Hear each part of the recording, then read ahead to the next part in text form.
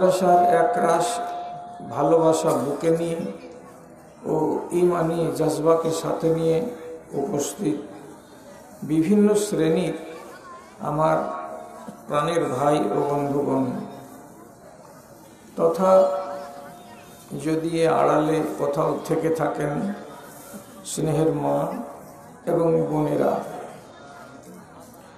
আল্লাহর প্রথমে শুকরিয়া আদায় করি যে মধ্যখানে দীর্ঘদিনের একটা ব্যবধান গত হয়ে গেল, আপনাদের মুখোমুখি হইনি। আজকে যদি মুখোমুখি হওয়ার সুযোগ হয়েছে তবে নিয়ম বহির্ভূতভাবে, অর্থাৎ আমি অন্য কোথাও বুক হয়ে আছি, সেখানে আমাকে যথাসময়ে হাজির হতে হবে। আপনারা লোকাল্লোক চাপ সৃষ্টি করেছেন ভাই মুদাসসির সাহেবের উপরে বলে উনি বাধ্য হয়ে আমাকে এই বৃদ্ধ বয়সে ডবল ডিউটি করার জন্য বাধ্য করেছেন এবং সময়টা বরাদ্দ করে দিয়েছেন সন্ধ্যা 7টা থেকে নিয়ে 8টা পর্যন্ত। কেন যে আমাকে আমার জালসায় যেতে 1 ঘন্টা সময় লাগবে, তাহলে আমি 9টায় গিয়ে পৌঁছাবো। আপনারা মনে কিছু নেবেন না, নতুন চেহারা, উদীয়মান বক্তা, শিক্ষিত মানুষ এবং ভালো ডিগ্রিধারী আলেম আপনাদের এইখানে আজ নতুন মুখ, নতুন মেহমান এসেছেন, আপনাদের সামনে আসবেন। আমি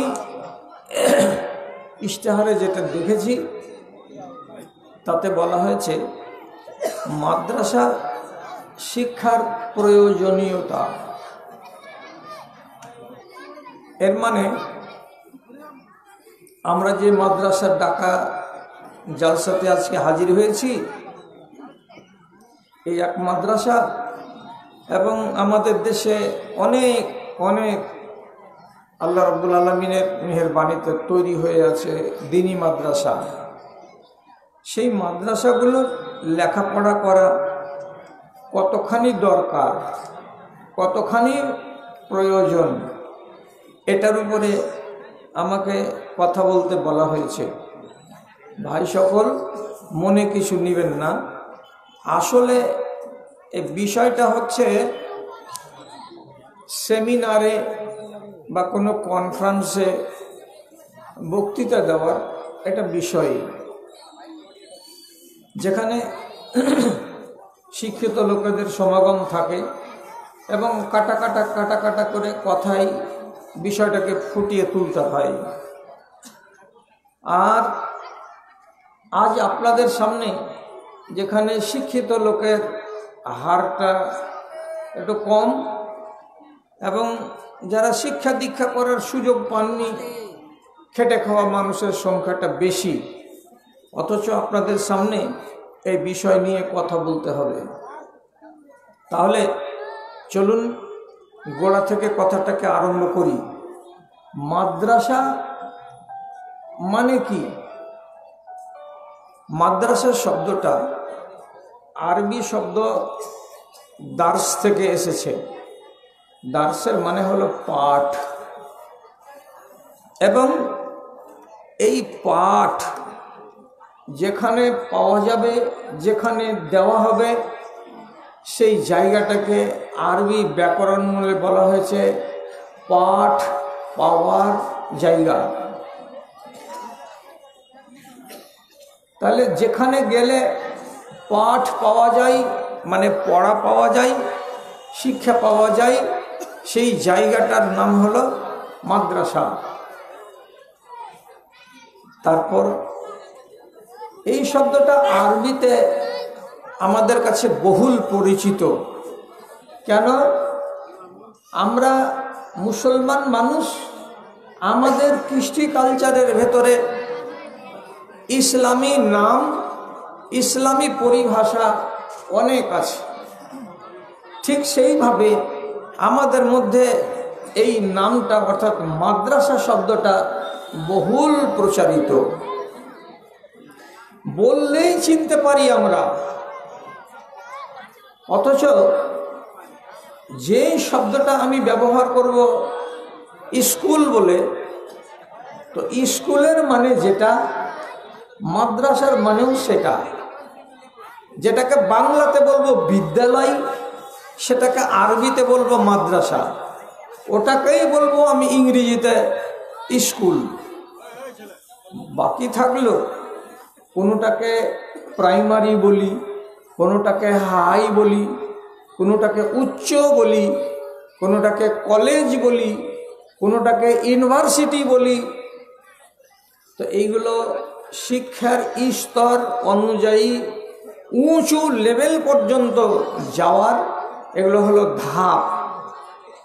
অর্থাৎ একটা বাচ্চা ছেলে যখন প্রথম আরম্ভ করবে তখন সেটা হবে মাকতাব, আলিফ বা তা সা শিখা হয়ে যাবে, তখন এখান থেকে একটু উপরে উঠবে। এটা তখন কি হবে, এটা দ্বিতীয় স্টেজে চলে এসে তখন হয়ে যাবে এটা কি মাদ্রাসা, পাঠদান। ঠিক তেমনি এটা হয়ে যাবে প্রাইমারি, প্রাইমারি থেকে হাই মাদ্রাসা বা হাই স্কুল। তারপরেরটা হয়ে যাবে আরবি নিয়ম অনুযায়ী, ওটাকে বলবো আমরা কুল্লিয়া মানে কলেজ। কলেজের উপরেরটাকে বলবো জামিয়া মানে ইউনিভার্সিটি। তো এইভাবে স্তর অনুযায়ী ভাগ করতে গিয়ে এই নামগুলো আসে। কোনোটার নাম মাদ্রাসা, কোনোটার নাম মাহাদ, কোনোটার নাম কুল্লিয়া, কোনোটার নাম জামিয়া। এবার আর একটু আগে চলুন।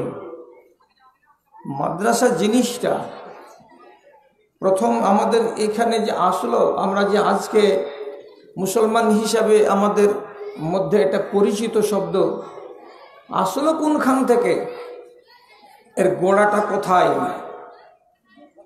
তাহলে যিনি পাঠ দিবেন এবং যেই জায়গাতে বসে পাঠ দিবেন, তো সেই জায়গাটাই তো হলো মাদ্রাসা। তো আল্লাহ পাকের নবী রহমাতুল্লিল আলামিন তিনি নিজের কথা বলেছেন স্পষ্ট করে, আনা বুইস্তু মুআল্লিমান, আমাকে আল্লাহ রাব্বুল আলামিন শিক্ষক করে পাঠিয়েছেন।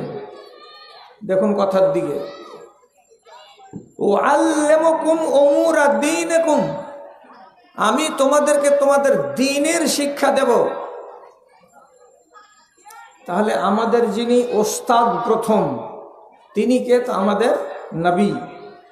আবার এই নবী যে শিক্ষাটা দিবেন সেটা কি দিবেন? ধর্ম সম্বন্ধে শিক্ষা দিবেন, আমাদের দ্বীন সম্পর্কে শিক্ষা দেবেন। এই জন্য তিনি হয়েছেন মুআল্লিম। উনার কাছ থেকে যারা যারা শিক্ষাগুলোকে গ্রহণ করেছেন তারা হলো ছাত্র। সেই ছাত্রগুলো আল্লাহ পাকের নবীর কাছে শিখেছেন। তখন শিক্ষার রূপরেখাটা কি ছিল? ইতিহাস বলছে যদি নিয়ম অনুযায়ী মাদ্রাসা কোনো জায়গাকে বলা যায়, তাহলে রাসূলুল্লাহর 13 বছরের মক্কি জীবনে দারে আরকাম বলে একটা জায়গা ছিল, একটা বাড়ি ছিল। সেই বাড়ির বৈঠকখানাটাই হচ্ছে ইসলামের ইতিহাসের প্রথম মাদ্রাসা, দারে আরকাম। এইখানে যারা নতুন নতুন ইসলাম গ্রহণ করতেন, এই গুটি কয়েক মুসলমান, ওনারা এই বাড়িটাকে নিরাপদ মনে করে ওখানে জমা হতেন, রাসূলুল্লাহর কাছ থেকে বিভিন্ন বিষয়ে শিক্ষা দীক্ষা নিতেন। তিনি হলেন মুআল্লিম। এরপরে আল্লাহ পাকের রসুল যখন 13 বছরের মক্কি জিন্দগি শেষ করে হিজরত করে চলে এলেন কোথায়? মদিনায়। তো রাসূলুল্লাহর মাদ্রাসা যেটা মক্কাতে ছিল, এটা ছিল পার্মানেন্ট মাদ্রাসা দারে আরকাম।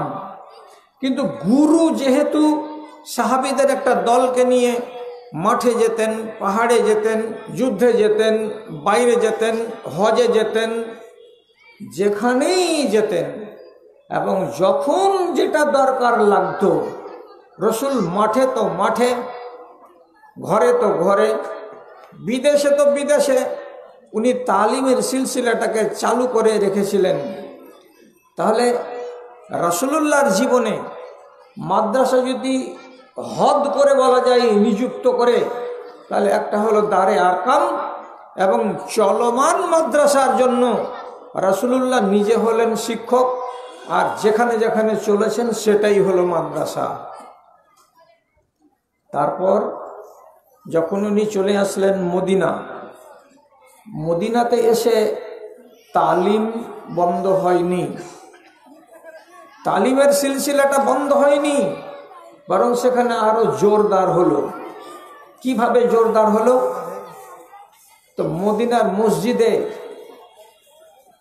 এক প্রান্তে উত্তর দিকে খানিকটা জায়গা একটু সামান্য উঁচু করে তাকে নির্দিষ্ট করা ছিল। সেই জায়গাতে কিছু লোক, কিছু সাহাবী বসতেন। বেশিরভাগ তারা গরিব, তাদের বাড়ি ঘর ছিল না। সেই সাহাবীগুলোকে বলা হয় আসহাবে সুফা। এদের কাজ ছিল খেয়ে আর না খেয়ে শুধু রাসূলুল্লাহর কাছে তালিম নেওয়া। তারপরে অন্যান্য সাহাবী যারা গরিব নয়, তারা কি করে শিখতেন? বাইরে যেতে গেলে নিজের প্রয়োজন মতো জিজ্ঞাসা করতেন, আর প্রয়োজনের উত্তর রাসূলুল্লাহ যখন দিয়ে দিতেন তখন তিনি সেটাকে হাদিস বলে মেনে নিতেন, আর সে কথাটা আবার পরে তিনি অন্য সাথীদের কাছে পৌঁছে দিতেন। এইভাবে আল্লাহ রসুলের কথাগুলো এক মুখ থেকে আরেক মুখ, আরেক মুখ থেকে আরেক মুখ চলতে থেকেছে।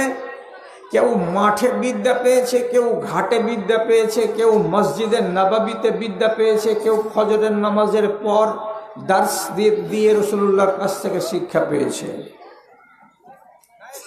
এইভাবে মাদ্রাসা চালু থেকেছে। তারপর এখন এই প্রসঙ্গে দুটো কথা আপনাকে আর বলে দিই। মাদ্রাসার কথা তো জানলাম, তো এই পড়া কি আমাকে পড়তেই হবে? আমাদেরকে কি শিখতেই হবে? পড়াটা আমরা কেন সবাই পড়বো নিজামিয়া মাদ্রাসার পড়া? এর জবাব হলো এই, সবাই যে পড়ে মাওলানা হবে এ কথাটা আল্লাহর কিতাব বলে না। আল্লাহর কোরআন বলছে, ফালাউলা নাফারা মিন কুল্লি ফিরকাতিন লিয়াতাফাক্কাহু ফিদ্দীন। তোমাদের মধ্য থেকে কিছু লোক, এই বংশের দুটা, ওই বংশের চারটা, পূর্বটোলার চারটা, পশ্চিম পাড়ার চারটা, এইরকম কিছু লোক তোমাদের ভেতর থেকে হবে, যারা কি করবে? ইলমে দ্বীনকে ওর আদ্য পান্ত জেনে জ্ঞানী হবে, পণ্ডিত হবে, আলিম হবে, মাওলানা হবে। সবাই পড়বে না। তার মানে পড়বে না বলতে সবাই মাওলানা হবে না, এটা হলো কথা। পড়বে না তাহলে? হ্যাঁ, পড়ার প্রশ্ন যখন আসবে তখন আরেকটা হাদিসের প্রতি নজর দিতে হবে। সেটা কি? রাসূলুল্লাহ বলছেন, তালাবুল ইলমি ফারিজাতুন আলা কুল্লি মুসলিম। দ্বীনের শিক্ষা করা প্রত্যেকটা মুসলমানের উপরে ফরজ। দ্বীনের শিক্ষা গ্রহণ করা প্রত্যেকটা মুসলমানের জন্য ফরজ। এই দ্বীনের শিক্ষার সীমানাটা কত? এর সীমানাটা উলামায়ে দ্বীন বলেছেন, এটি হচ্ছে কি? দ্বীনের শিক্ষার সীমানা হলো যেটি হচ্ছে ফারাইজ, যেটি অনিবার্য, এবং যেটিকে বলা হয় কি, না শিখতে গেলে আপনার দ্বীন, আপনার ইসলাম, আপনার ঈমান সম্পূর্ণ হবে না। এইটিকে শিখাটা প্রত্যেকটা মুসলমানের জন্য অনিবার্য। হালাল কোনটা, হারাম কোনটা, জায়েজ কোনটা, নাজায়েজ কোনটা, এই বিষয় সম্পর্কে আপনাকে জ্ঞান নিতে হবে। এতখানি জ্ঞান নেওয়া প্রত্যেকটা মুসলমানের উপরে ফরজ। তাহলে হালাল হারামের বাইরে কি হাদিস নেই? আছে। জায়েজ না জায়েজের পরে কি হাদিস নেই? আছে। ওইগুলো আপনাকে জানতে হবে না, আপনার জন্য অনিবার্য নয়। আপনার সমাজ থেকে যে ব্যক্তি বিদ্বান হওয়ার চেষ্টা করবে তার জন্য হলো এটা দরকার যে তিনি খুঁটি নাটি, জায়েজ না জায়েজ, হালাল হারাম সব কিছু শিখবেন। কোরআনের তর্জমা শিখবেন, ব্যাখ্যা শিখবেন, তাফসীর শিখবেন, রাসূলুল্লাহর হাদিস শিখবেন, হাদিসের ব্যাখ্যা বিশ্লেষণ শিখবেন, সাহাবীদের আমলকে দেখবেন এবং ফিকহকে বুঝবেন। এগুলো বিশেষ কিছু লোক শিখবে। এবার পরের প্রশ্নে আসি, এইটুকু কেন শিখব? কিছু লোক বলেন আজকাল মাদ্রাসাতে লেখাপড়া করতে দেওয়ার মানে কি ছেলেটাকে মাওলানা করতে হবে, আর মাওলানা হওয়ার পরে গ্রামের জুমা মসজিদে খুতবা দিবে, আর মাঝে মাঝে ওয়াজ করবে, আর তারাবির নামাজ পড়াবে। এছাড়া আর কোন কাজ আছে? তার জন্য আমাকে সীতারামপুর মাদ্রাসায়, ইসলামপুর মাদ্রাসায় আর বড় বড় মাদ্রাসায় ওকে 10 বছর পড়াবো কেন? তার থেকে ভালো হলো যে আমি দুনিয়ার লেখাপড়া করাবো, করিয়ে ছেলেটাকে আমি কি করব, কাজের যোগ্য বানিয়ে দেব। তাহলে ওই ছেলেটা আগামী দিনে পায়ে দাঁড়াবে এবং ওর পেটের ভাত নিজে করে নিতে পারবে। এইরকম একটা আমাদের ধারণা আছে। ভালো করে বুঝেন, দ্বীনি শিক্ষা আপনার জন্য ফরজ কেন করা হলো, আর যেটা দ্বীনের বাইরের শিক্ষা, যেটা স্কুলে কলেজে দেওয়া হয়, সেটাকে ফরজ কেন করা হলো না? যে শিক্ষা আপনার জন্মের কারণ বলবে সে শিক্ষা আপনাকে নিতে হবে। যেই শিক্ষা আপনার পৃথিবীতে আগমনের উদ্দেশ্যটা কি এটা বাতলাবে সেই শিক্ষা আপনাকে নিতে হবে। যেই শিক্ষা আপনাকে এই কথাটা বলবে, ভাই তুমি কোথায় ছিলে, এখানে কেন এলে, আবার তোমাকে কোথায় যেতে হবে, যে শিক্ষা এটা আমাকে বলবে বা শিখাবে, সেই শিক্ষাটাই আমাকে শিখতে হবে। কেন? তো এর 1 নম্বর জবাব হলো এই, আমরা এমন এক প্রাণী যে রব্বুল আলামিন আমাদেরকে অস্থায়ী দুনিয়ায় 60 বছরের জন্য পাঠিয়েছেন। আমাদের আগামী জগতে একটা লম্বা চওড়া পালা আছে, সেই জগতে সেখানে আমরা আনন্দ উল্লাস করব, সুখের জীবন কাটাবো। এটা হচ্ছে আমাদের উদ্দেশ্য। কি করে এটা সিদ্ধি হবে? তাহলে মাঝখানে একটা বন্ধন আছে, আর এই বন্ধনটাকে জানতে গেলে এই তালিমের দরকার। যে তালিম আপনাকে আপনার রবের সঙ্গে জুড়ে দেবে, যে তালিম আপনাকে আপনার কায়নাতের স্রষ্টার সঙ্গে সম্পর্কিত করে দিবে, যেই তালিম আমাকে আমার ইহলৌকিক জীবনে একটা ভদ্র মানুষ হয়ে, সভ্য মানুষ হয়ে বাঁচার মতো যোগ্যতা বানিয়ে দেবে, সেই শিক্ষা আমাকে নিতে হবে। যেই শিক্ষার ভেতরে আমি নিজেকে একজন সম্মানিত নাগরিক এবং মানুষ হিসাবে পেশ করতে পারবো, সে শিক্ষা আমাকে নিতে হবে। এবং সেখান থেকে উপর জুপরি যেটা পাওনা হিসাবে, অতিরিক্ত পাওনা হিসাবে, ওটা কি আসবে? সেটা আসবে আমার পেট।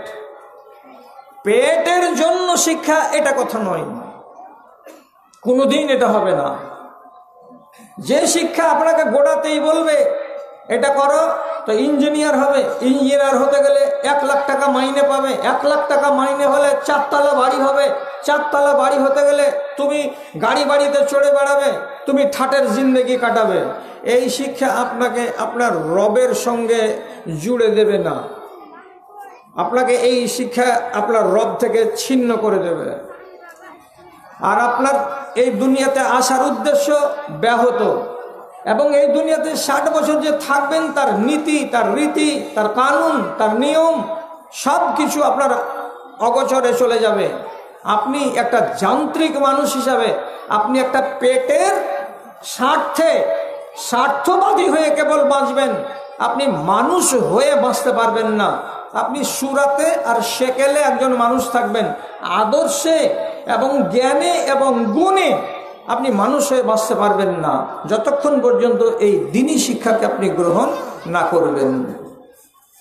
কেন যে অনেকগুলো পয়েন্ট আছে। যখনই খালেকের সঙ্গে আপনার রিশতা হবে তখন খালেকের বিধিবিধান মেনেই আপনাকে দুনিয়াতে চলতে হবে। এখানে চলতে গিয়ে আপনার চোখের সামনে আসবে খোরাক, কোনটা খাবেন কোনটা খাবেন না। আপনার চোখের সামনে আসবে সমাজ ব্যবস্থা, সমাজ ব্যবস্থাতে আপনি কিভাবে জীবন কাটাবেন কিভাবে কাটাবেন না। আপনার জীবনে আসবে সামাজিক জীবন, সামাজিক জীবনটা কেমন হবে, কোনো আইনের অধীনে হবে না বেলাগাম ইচ্ছা মতো সামাজিক জীবন আমার হবে, এগুলো সব আপনার সামনে আসবে। আপনার ডানে গরিব থাকতে পারে, আপনার বাড়ির আশেপাশে ইয়েতিম দুঃখী থাকতে পারে, তারা এই সমাজের অঙ্গ। ওরা কি করে বাঁচবে আর আমি কি করে বাঁচব? আমি একাই সুখী হব, ওরা দুঃখী হয়ে থাকবে না ওরাও সুখী হবে? কেউ একজন লোক আর একজনকে মেরেছে, মাথা ফাটিয়ে দিয়েছে, কেন মারলা তুমি তাকে? মারার কারণটাকে কে নীতি দিয়ে মারবে এবং এই মারাটাকে তারপর পরের পদক্ষেপ হিসাবে আপনি ওকে কি দিবেন? কেন মারলে? মারাটা ঠিক হলো না মারাটা বেঠিক হলো? যদি ঠিক হয়ে থাকে তার কারণটাকে আপনি বিশ্লেষণ করবেন কি দিয়ে? আর যদি মারাটা ভুল হয়ে থাকে তাহলে এই ভুলটাকে দূরীভূত করবেন কি দিয়ে? এগুলো সব কিছু কানুন জড়িয়ে আছে একটা মানুষের সাথে সামাজিক প্রাণী হিসাবে। আর এই সামাজিক প্রাণী যদি আসলেই আদর্শ মানুষ হিসাবে বাঁচতে চাই তাহলে তাকে দ্বীনি শিক্ষার সঙ্গে সম্পর্কিত হতে হবে, এটা বাঞ্ছনীয়। এইবার আপনাকে এই প্রসঙ্গে আরেকটু আগিয়ে এসে বলছি, আপনারা যদি কোনো মানুষ বলেন যে ভাই কিসের জন্য আমি মাদ্রাসাতে পড়াবো, যে ছেলেটা সায়েন্স বুঝবে না, অঙ্ক বুঝবে না, যে ছেলেটা অন্যান্য আর রাজনীতি বুঝবে না, তো ছেলেটা তো চোখ মুখওয়ালা হলো না, ছেলেটা তো এক চোখের হয়ে গেল। তো আমি আপনাকে বলছি কথাটার প্রতি নজর দিন। আরবি পড়া ছেলে পৃথিবীতে কোনোদিন আপনি দেখেছেন যে বিফল হয়ে ঘুরে বেড়াচ্ছে পথে পথে? আপনাকে আধুনিক শিক্ষিত ছেলেকে দেখাতে পারবো হাজার হাজারটা ডিগ্রি করে নেওয়ার পরে বিফল ঘুরে বেড়াচ্ছে পথে পথে। আপনি এমন শিক্ষাটা শিখলেন যে শিক্ষা আপনার পেটের ভাতটা ঠিক করে দিতে পারলো না। আর মাদ্রাসা ফারেক ছেলেপিলেরা ওরা যদি কিছু করতে না পারে তবে জেনারেল শিক্ষিত ছেলেদের মতো অথর্ব হয়ে বাড়িতে বসে থাকে না। আপনি যদি মানতে না পারেন তাহলে আপনাকে সঠিক কথা বলছি, ভারতবর্ষের মাটিতে এমন একটা মসজিদ আছে যে মসজিদটাতে ইমাম নেই আর যে মসজিদটাতে মুয়াজ্জিন নেই, নাই। আপনি কি এইরকম কোন শহর দেখেছেন যে শহরে হাফেজ নাই? এরকম দেখতে পাবেন না। তাহলে যতগুলো কোরআনের হাফেজ আছে এই দেশের মাটিতে তারা কোনো না কোনো এক জায়গায় পদমর্যাদায় ইমামতি করছে, আর কেউ মুয়াজ্জিনের ভূমিকা পালন করছে। কেউ আপনার গ্রামের মক্তবে এখানে বাচ্চাদেরকে পড়াশোনা করাচ্ছে, কেউ আপনার গ্রামের মসজিদে ইমাম হয়ে আছে, আপনার গ্রামের মসজিদের কেউ মুয়াজ্জিন হয়ে আছে। বসে কেউ নেই, আছে অনেকেই আছে। এই তালিমের বরকত এটাই যে যখন দ্বীনের সঙ্গে আপনি নিজেকে সম্পৃক্ত করে নেবেন তখন আপনার সরাসরি সম্পর্ক হচ্ছে আপনার স্রষ্টার সাথে, অর্থাৎ খালেকে কায়নাতের সাথে, আল্লাহ রাব্বুল আলামিনের সাথে। তাহলে তিনি যেটা চাইছেন সেটা যদি আমি করতে পারি তাহলে আমার মালিক আমার প্রতি রাজি হবেন, আর আমার এই জীবনও সার্থক হবে, আমার আগামী জীবনও সার্থক হবে। বিরাদরানে মিল্লাত, আপনি বলতে পারবেন জানেন এই দ্বীনি শিক্ষার পিছনে এক একজন বাবা আর এক একজন মা কি কাজ করে গেছেন, এবং তারা দুনিয়াতে দ্বীনি শিক্ষা গ্রহণ করার পর কতটা তারা উন্নত হয়েছেন। এমন এক আলেমের নাম বলছি, ইমাম মালিক রহমতুল্লাহ আলাইহি। তার মা তাকে ছোট থেকে বড় করেছেন। বড় করার পরে শিক্ষা দীক্ষা দিয়ে তাকে এত বড় পণ্ডিত বানিয়েছেন যে পৃথিবীতে এমন কোনো নিজামিয়া পড়া ছাত্র নাই যে ছেলেটা ইমাম মালিকের নাম জানে না। আপনি জানেন ইমাম বুখারী রহমতুল্লাহ আলাইহি অল্প বয়সে তিনি পিতাকে হারিয়েছিলেন। তার মা তাকে লালিত পালিত করে লেখাপড়া করার জন্য শুকা শুকা রুটি আর শুকনো শুকনো লবণের ঢিলা সেই যুগে পাওয়া যেত, ওইগুলো দিয়ে মাওলানার বাড়িতে রেখে চলে আসতেন।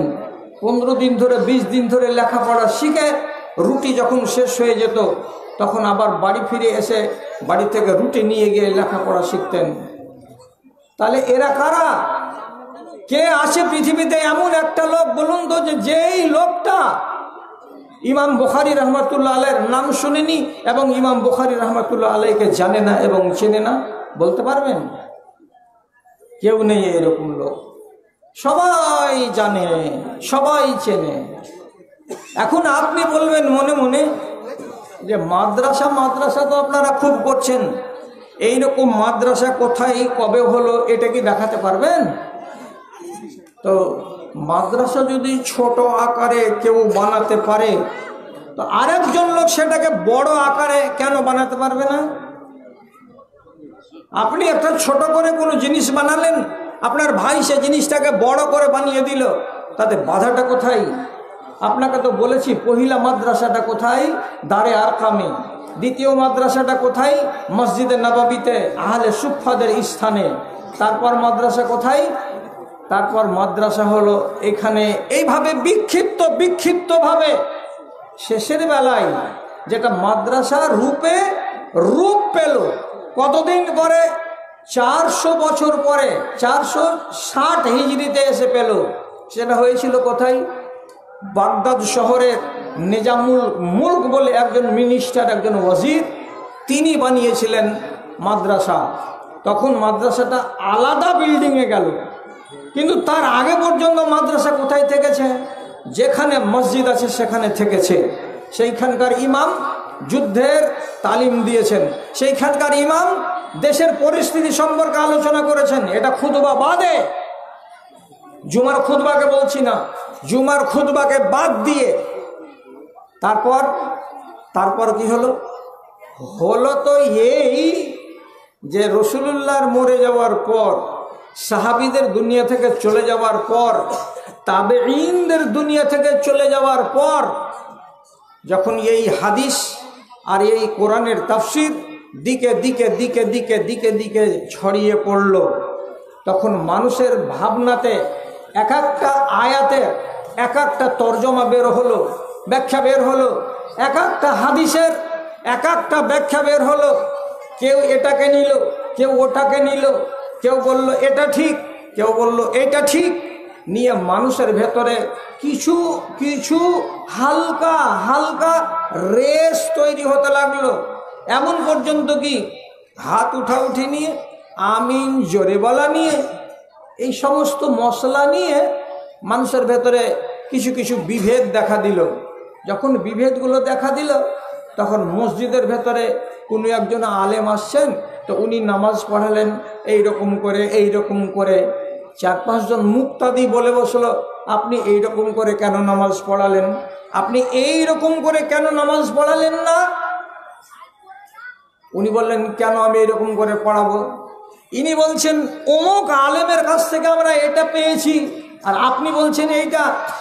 যখন কথা কাটাকাটি হতে লাগলো আর মাঝামাঝি হতে লাগলো, তো মনে কিছু নিবেন না, আফসোসের সাথেই বলতে হয় আল্লাহর ঘরের ভেতরে কলার ধরাধরিও হয়েছে। ওগুলো ইতিহাস জানিয়েন না। এমন পর্যন্ত কি 2 আলেমে মুনাজেরা করেছে রমজান মাসে। তো মুনাজেরা করার জন্য এক আলেমের অনুগামীরা রোজা ছেড়ে পিছন দিকে বসে আছে। যে রোজা ছেড়ে কেন বসে আছো? তো বললে যদি ভিড়াভিড়ি হয় তো তাহলে রোজা হালাতে থাকতে গেলে তো গায়ে শক্তি পাওয়া যাবে না, এই জন্য রোজা ছেড়ে খেয়ে দিয়ে শক্ত হয়ে বসেছি। ভিড়াভিড়ি হলেই তখন দেখে নিব। তাহলে এই ধরনেরও মুনাজারা হয়েছে মসজিদে। যখন মসজিদে আওয়াজ উঁচু হয়ে গেল, দিনের বিষয়কে কেন্দ্র করে যখন কথা কাটাকাটি হতে লাগলো, কিছুটা শালীনতার সীমানাকে যখন অতিক্রম করে গেল, তখন মানুষের মগজে এলো কি, মাদ্রাসা যদিও আমাদের দিনের অঙ্গ এবং প্রয়োজন, সেটা এর আলাদা একটা জায়গা হওয়া দরকার। মসজিদের ভেতরে থাকতে গেলে অল্প করে হলেও মসজিদের বেহুরমাতি হচ্ছে, অতএব এখান থেকে আলাদা করে।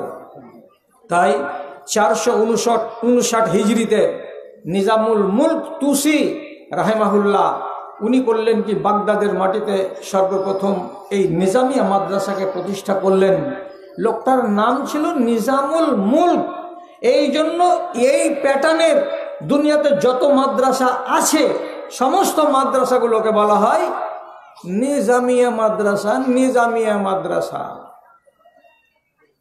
তারপর কিছুদিন যখন গত হলো, তখন পশ্চিমবঙ্গ সরকার যখন মুসলমান কমিউনিটিকে এদের আলাদা সংস্কৃতি নিয়ে বাঁচার জন্য অধিকার দিলেন, তখন বললেন তোমরা তোমাদের মতো করে সিলেবাস তৈরি করে তোমরা মাদ্রাসা বানাও। তাহলে মুসলমানেরা মাদ্রাসা বানালো, অমুসলিমরা ওদের মতো করে সিলেবাস তৈরি করে ওরা নিজেরা স্কুল বানালো। ওদের প্রতিষ্ঠানগুলো হয়ে গেল হাই স্কুল, আর একগুলো হয়ে গেল রামকৃষ্ণ মিশন। এটা হচ্ছে একেবারেই হিন্দু আদর্শে সম্পূর্ণ গড়া এবং গঠনে গঠিত শিক্ষা প্রতিষ্ঠান। তো তারা তাদের নীতি আদর্শ অনুযায়ী প্রতিষ্ঠান চালাতে লাগলো। তারপরে সাধারণ মুসলিমরা তাদের নিজের মতো করে স্কুল করলো, তারা নিজেদেরটা স্কুল দিল। আর আমাদের সরকার আমাদের মুসলমানদেরকে একটা সুযোগ দিল।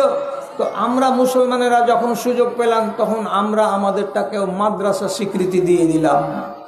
সেদিন থেকে হলো কি, এটাও মাদ্রাসা আর এটাও মাদ্রাসা। তো তাহলে আমার ছেলেরা পড়বে কোনটা, এই মাদ্রাসা না ওই মাদ্রাসা? তো কোনটা মাদ্রাসা কেমন, এটাকে বিভাজন করার জন্য মাদ্রাসা শব্দটা একটা হলো নিজামিয়া মাদ্রাসা, আর আরেকটা নতুন পরিভাষা এখানে যোগ হয়ে গেল, সেটা হলো কি খারেজি মাদ্রাসা। খারেজি মানে কি? খারিজের মানে হলো কি, এই নিজামিয়ার সিলেবাস থেকে খারিজ, এটা আউট। নিজামিয়ার সিলেবাস থেকে এটা আলাদা, কাজে ওই আলাদা সিলেবাসে পড়া হবে এই মাদ্রাসাগুলো। কোথায়? তো হাই মাদ্রাসা, সিনিয়র মাদ্রাসা, এটাকে নাম দেওয়া হলো খারেজি মাদ্রাসা। তাহলে খারেজি মাদ্রাসা হতে গেল মাদ্রাসা, আর এটা হতে গেলে মাদ্রাসা তো কি নিজামিয়া মাদ্রাসা। ওটাতে আর এটাতে তফাৎ কি আছে? এই মাদ্রাসাতে সম্পূর্ণ সিলেবাসে কোরআন এবং হাদিস আছে, এর বেশি আর কিছুই নেই।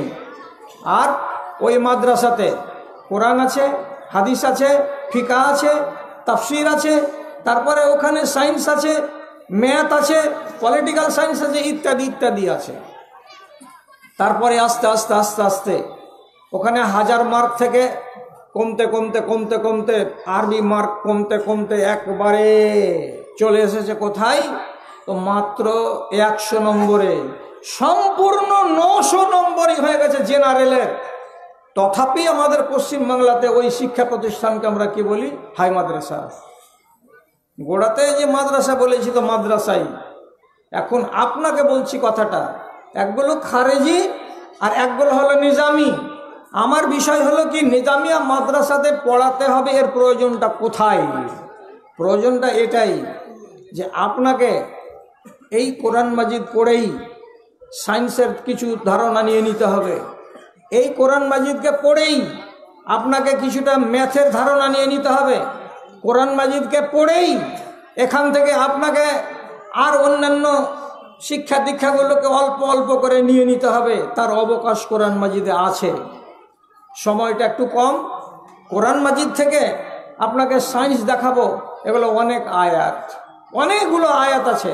একটা শুধু বলি, আল্লাহ রাব্বুল আলামিন বলছেন, তোমরা যে পানিটা পান করছো, এ পানিটা কোথা থেকে আসছে বলো তো? আজকে আমাদের ক্লাস 9-এর ছেলেরাকে বলা হচ্ছে কি, সমুদ্রের পানিগুলো তাপছে, আর তাপার পরে সেটা কি হচ্ছে?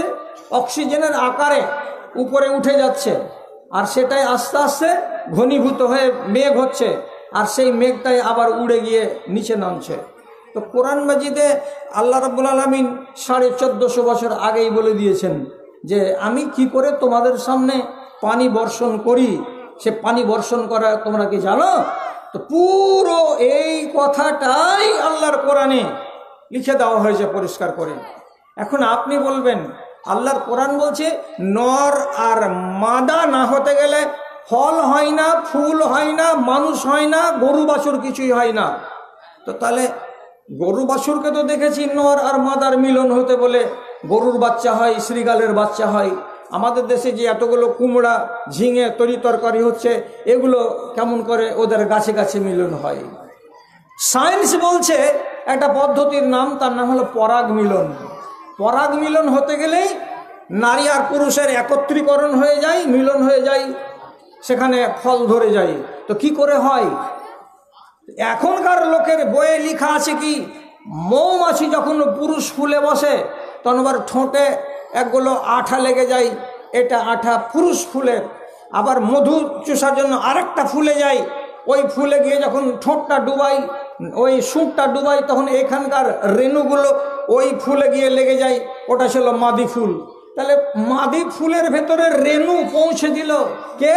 পুরুষ ফুলের রেণুটা তো মৌমাছি। মৌমাছি না হতে গেলে কোনো গাছে ফল ধরবে না। তাহলে আল্লাহর কুদরতে এরা কি করছে? গাছে গাছে ফুলে ফুলে মিলন করাচ্ছে, আর আমরা ফল পাচ্ছি। তাহলে এই কথাটা আজকের সায়েন্স বলছে, এবং আল্লাহ রাব্বুল আলামিন কোরআন মাজিদে আজ 1450 বছর আগে আমাদেরকে স্পষ্ট করে বলে দিয়েছেন কোরআন মাজিদে, হুয়াল্লাযী আরসালা রিয়াহা লাওয়াকিহা। সেই আল্লাহ রাব্বুল আলামিন যিনি হাওয়া চালাচ্ছেন তোমাদের সামনে। কেন হাওয়া চালাচ্ছেন? পরাগ মিলন ঘটানোর জন্য হাওয়া চালাচ্ছেন। হাওয়ার অনেক কারণ, তার ভেতরে একটা কারণ আল্লাহ তাআলা বলছেন কেন চালাচ্ছেন, তো পরাগ মিলনের জন্য চালাচ্ছেন। কি করে পরাগ মিলন? ধানের শীষ দেখেছেন? প্রত্যেকটা ধানের মাথাতে একটা ছোট্ট সুইয়ের আগালের মতো একটা ফুল লটকে। গমের শীষে দেখবেন প্রথম প্রত্যেকটা গমের দানার মাথায় একটা মানে ছোট্ট একটা সুইয়ের আগালের মতো কি যেন একটা ঝুলছে। হালকা হাওয়া লাগতে গেলে এমনি এমনি করে দুলবে ওইগুলো। ওরা যদি একজন আর একজনের সঙ্গে সংঘর্ষ না করতে পাই তাহলে দানাটা পুষ্ট হবে না। তাহলে এতগুলো ফল, এতগুলো শীষ, এর ভেতরে যে দানা আসবে, তো ওদের একটা ফুলকে আর একটা ফুলের সঙ্গে এরকম ঠেকাঠেকি করতে হবে, লাগালাগি করতে হবে, নাহলে দানা আসবে না। তো কে করে দিবে এই কাজটা? আল্লাহ রাব্বুল আলামিন কোরআন মাজিদে বলছেন আমি হাওয়া চালাচ্ছি, একটা শীষ জোরে হিলছে, ওর দানাগুলো একজন আর একজনের সঙ্গে লাগছে, একটা গাছ আর একটা গাছের সঙ্গে লাগছে, একটা শীষ আর একটা শীষের সঙ্গে লাগছে, যার ফলে কি হচ্ছে, তোমার জমিতে ধানে দানা আসছে, গমে দানা আসছে, খেসারিতে দানা আসছে, মুসুরিতে দানা আসছে। তাহলে আমি বলতে চাইছি, নিজামিয়া মাদ্রাসা পড়ে আপনি যদি আমাকে প্রশ্ন করেন কি লাভ হবে এগুলো পড়িয়ে, তা আমি পাল্টা আপনাকে প্রশ্ন করব, আপনি হাই স্কুল পড়িয়ে কি লাভ পেলেন আমাকে বলুন তো? একটা চাকরি পেয়েছেন, চাকরি পাওয়ার পরে বাকি জীবনটির কথা বলুন, বাকিটা কি? এই লেখা যদি তার মা আর বাবাকে ভাত না দেয়, এই লেখা যদি সমাজের উন্নয়নে কোনো সক্রিয় ভূমিকা রাখতে না পারে, এই লেখাপড়া যদি ওই মানুষটাকে আল্লাহ এবং বান্দার ভেতরে যদি সম্পর্ক তৈরি করে দিতে না পারে, এটা কোন লেখা? এটা কোন পড়া? কি পড়লাম? আমি অনেক বড় ডিগ্রিধারী হয়ে গেছি, আমি নামাজ পড়ি না, তাহলে আমি তো রবকে চিনি না। তাহলে আপনার প্রথম প্রশ্ন এটাই যে তাহলে আপনার এই জীবনটাই শেষ আর এই জীবনটাই আপনার শুরু, পরবর্তী জীবন বলে আপনি বিশ্বাস করেন না? না হলে আপনার রবের সঙ্গে সম্পর্ক নেই কেন? প্রশ্ন হবে না? একটা মসজিদে আজান করছে, মুয়াজ্জিনকে বেতন লাগে 10,000। আপনার মতো একটা লোককে বলা হলো 1 মাসে 100 টাকা দিবেন, না হলে ওর বেতন হবে না। তো একটা গরিব মানুষ এতটি করে মুষ্টির চালকে রোজ রোজ জমা করে করে জমা দিয়ে আসছে মসজিদে, যে এটা না হতে গেলে মক্তবের মৌলবীর বেতন হবে না। আর আপনার মতো একটা শিক্ষিত লোককে যদি বলা গেল, তো বলছি যে আল্লাহর ঘর কি ফকির নাকি গো? 12 মাস ওকে টাকা দিতে হয়? আল্লাহ তাআলার ঘর যত আছে দুনিয়াতে সব ফকিরেরই আড্ডা নাকি? তাহলে আপনি কি জন্য শিখেছিলেন এত হাই ফাই শিক্ষা? দুঃখ করবেন না, ভালো করে বলছি। এক এক বৃদ্ধাশ্রমে, বৃদ্ধাশ্রম মানে কি, যেগুলোতে বুড়ো মানুষেরা বাড়িতে ঠাঁই পায় না, বেটারা ভাত দেয় না, তখন ওই সরকারি ভবনগুলোতে বেসরকারি ভবনগুলোতে রেখে দিয়ে চলে আসে। ওখানে খালি বুড়াই দেখতে পাবেন, 200 400 500, কোনোটা আছে মেয়েদের জন্য, তো শুধু মেয়েই দেখতে পাবেন। বৃদ্ধা সব 60 বছর 65 বছর 80 বছর এইরকম বয়সের মানুষেরা। খাওয়াচ্ছে কারা? তো বৃদ্ধাশ্রমের যারা দায়িত্বশীল তারা, এরা বেতনভুক্ত। এদেরকে পুষছে কে? এদের পরিবারের লোক, এদের পরিবারের লোক। তার মানে কি, বেটাই টাকা দিচ্ছে। আমার বাবার ওখানে বিল কত মান্থলি, তো যেমন একটা ছেলে পড়াতে গেলে মান্থলি 5000 টাকা লাগে, তেমনি আপনাকে আপনার ছেলে বৃদ্ধাশ্রমে রেখেছে, বাড়িতে রাখেনি, মাস গেলে 5000 টাকা ওখানে জমা দিয়ে দিবে। আপনি ওখানেই থাকেন, ওখানেই খান, আর ওখানে বাকি জীবনটা কাটান। কে বাধ্য করেছে আপনাকে বৃদ্ধাশ্রমে রাখতে? কোনোদিন শুনেছিলেন যে কোনো মৌলভী সাহেব বলেছিল, বাপু তোকে আর বাড়তে থবো না, তুই কাশছিস তো, আমার বাড়িওয়ালি খুব কষ্ট পাইছে, তোর আওয়াজগুলো শুনতে খারাপ লাগছে, তো আমার বাড়িওয়ালি বলছে তোমার বাপকে দূরে হটাও, নেই আমাকে দূরে হটাও। তো বাপু তুমি দূরে যাও, তুমি তার বেশ দিন বেচবে না, তো আমাদের সংসারটাকে ভাঙিও না। এমন কথা কোনো নিজামিয়া পড়া মৌলবি বলবে? বলবে না। কেন? এই বাপটাই তো আমাকে দুনিয়া দেখিয়েছে। বাপ যদি আমার মায়ের কাছে গমন না করতো, তাহলে কি আমি এ দুনিয়াতে আসতাম? বাপ তো আমার আঙুলটাকে ধরে আমাকে চলতে শিখিয়েছে। এই বাপ না হতে গেলে কি আমি পায়ে দাঁড়াতে পারতাম? এই বাপ আবার স্বপ্নকে সাকার করেছে। বাপ যদি না হতো তাহলে কি আমি এতটা লেখাপড়া করতে পারতাম? কোনোদিন পারতাম না। তাহলে যারা বাপকে চেনে, কি বলে, এটা জান্নাতের মেন গেটের পাল্লা।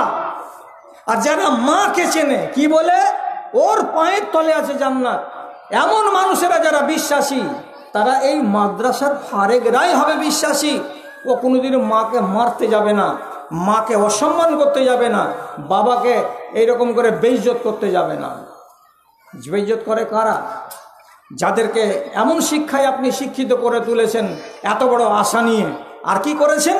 যেটা ন্যাংরা, যেটা কানা, তাকে দিয়েছেন আপনি কোথায়? তো মাদ্রাসায়। কি বলে, তুই কানা ছেলে আছিস, তুই ভালো করে পড়তে টড়তে পারবি না, না পারবি, কোন রকম গলা বাজাবি, আর এদিক ওদিক চেহা চিন্তা খেয়ে নিবি, তো জীবন কেটে যাবে।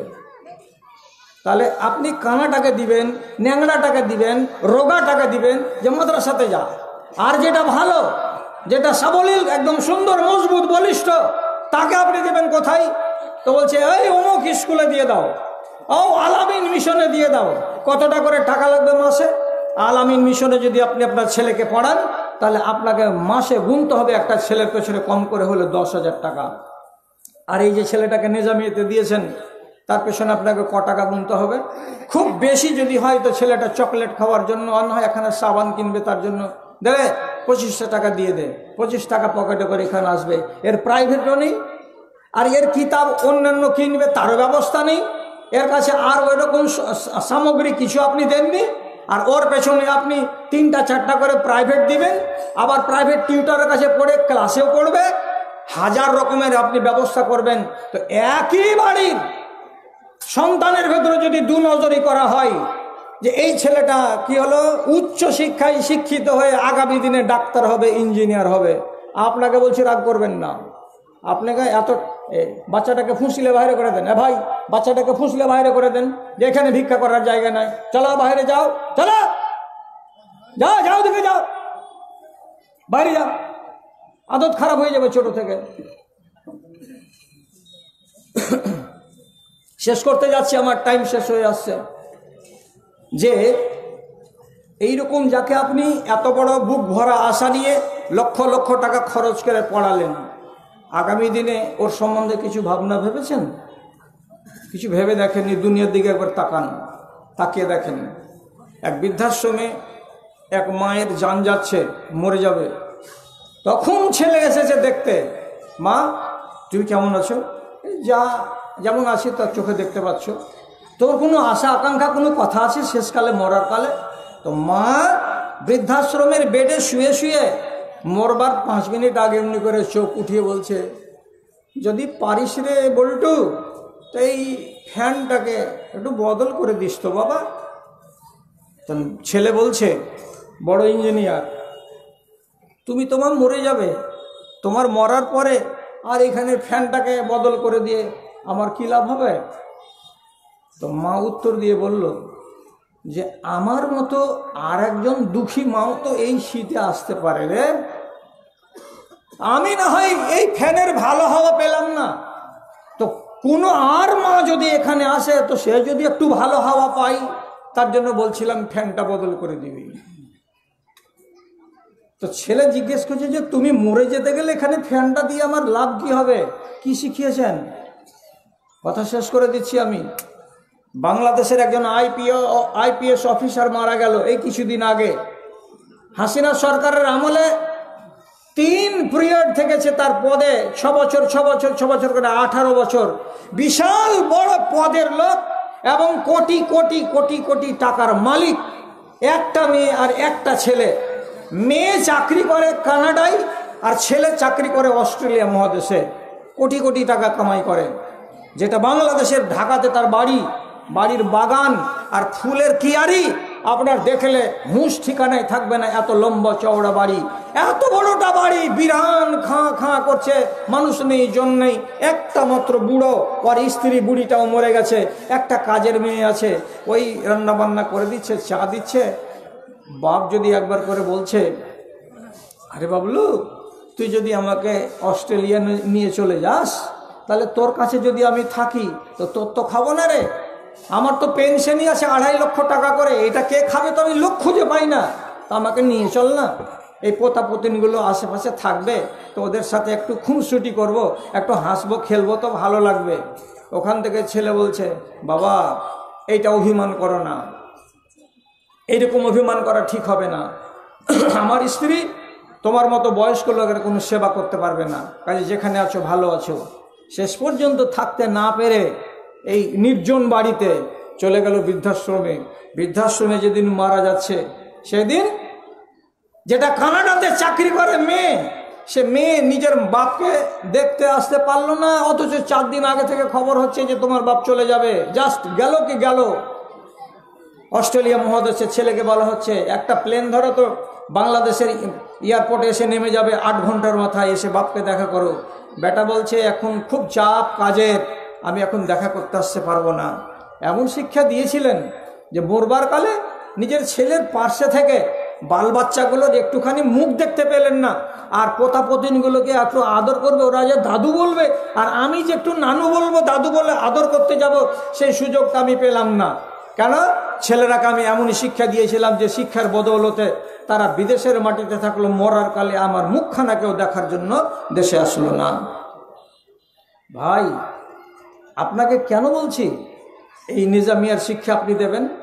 এই শিক্ষা আপনাকে সবই দেবে। এটা হলো 2 চোখের, এটা 2 চোখের হরিণ, সব দিক পাবেন এইখানে।